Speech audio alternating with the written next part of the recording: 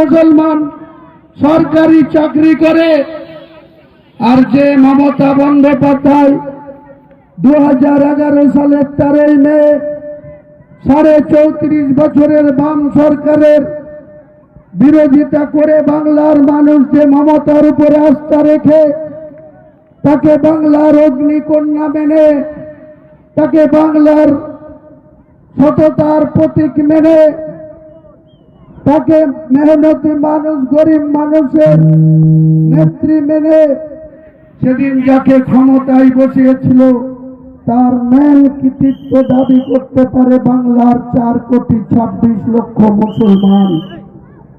তারা সেদিন সিপিএম এর সেই 1977 সালের থেকে 2011 সাল পর্যন্ত প্রথমে 23.5 বছর কমরেড জ্যোতি বসু, পরে 11 বছর কমরেড বুদ্ধদেব ভট্টাচার্যের ক্ষমতার সময় থেকে যখন মমতা ব্যানার্জি 2004 সালের লোকসভায় একটা মাত্র সাংসদ হয়, দক্ষিণ কলকাতা থেকে মমতা একা সাংসদ, বামফ্রন্টের নেতৃত্বে 35টা।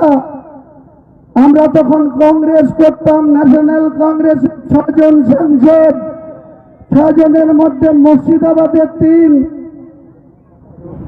মালদার 2 আর উত্তর দিনাজপুরের রায়গঞ্জ প্রিয়রঞ্জন দাস মুন্সি, তারা 6 জন সাংসদ কংগ্রেসের। যে মুর্শিদাবাদ প্রায় 70% মুসলমানের জেলা, ভারতবর্ষের কাশ্মীরের অনন্তনাগ জেলার পরে ভারতবর্ষের যতগুলি মুসলিম অধ্যুষিত জেলা আছে তার মধ্যে কাশ্মীরের অনন্তনাগ হচ্ছে 1 নম্বর, 2 নম্বর হচ্ছে বাংলার মুর্শিদাবাদ জেলা। সেখানে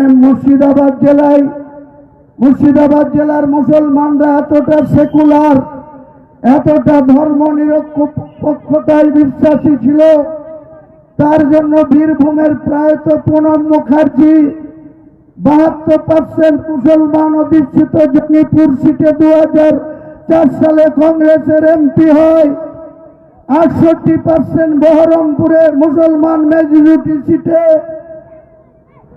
52 সাল থেকে আরএসপির প্রতীকে প্রায়ত ত্রিদীপ চৌধুরী এমপি হয়।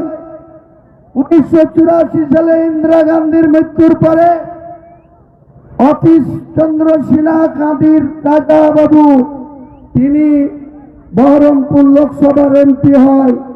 আর যখন মমতা ব্যানার্জি 2011 সালে ক্ষমতার চেয়ার দখল করার জন্য, মুখ্যমন্ত্রীর আসন দখল করার জন্য 2011 সালের শুরু থেকে 2011 তার দল মাত্র সাগরদিঘিতে 1টি আসনে জয়লাভ করেছিল।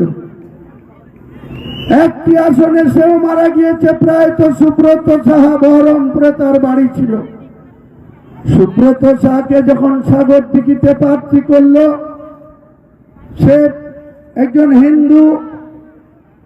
এর আগে সে প্রায়ত আতাউর গনি খান চৌধুরীর মদতে 3 বার কংগ্রেসের প্রার্থী হয়েছিল, একবারও জিততে পারেনি। 2011 সালে লাস্টে কংগ্রেস ছেড়ে মমতা ব্যানার্জির হাত ধরে